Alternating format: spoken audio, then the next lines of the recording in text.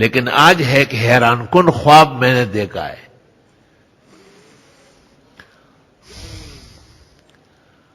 اور خواب اس طرح دیکھا ہے کہ حضرت اقدس امام العصر محدث کبیر فقیہ علی الاطلاق آیۃ من آیات اللہ الذی ينظر نظیر فی سعة الاطلاع فی الاحادیث والاسانید والآثار والاخبار بل فی الجمیع العلوم الاسلامیہ والفنون العربیہ استاذ و اساتذتنا و شیخ مشایخنا و وسیلتنا الی اللہ حضرت اقدس مولانا محمد انور شاہ صاحب کو 2-2.5 گھنٹے تک خواب میں دیکھا ہے.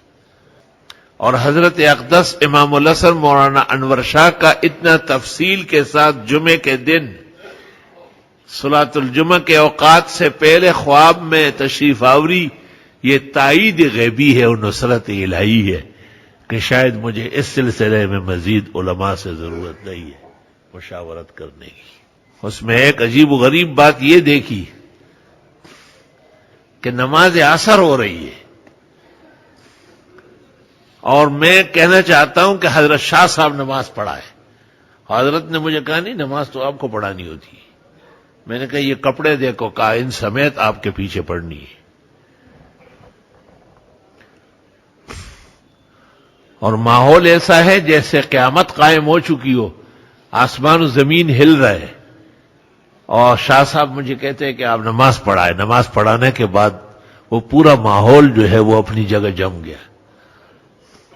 مطلب یہ ہے کہ بدعات اور منکرات اور فحاشی اور عیاشی نے قیامت جیسے سما قائم کیا ہے.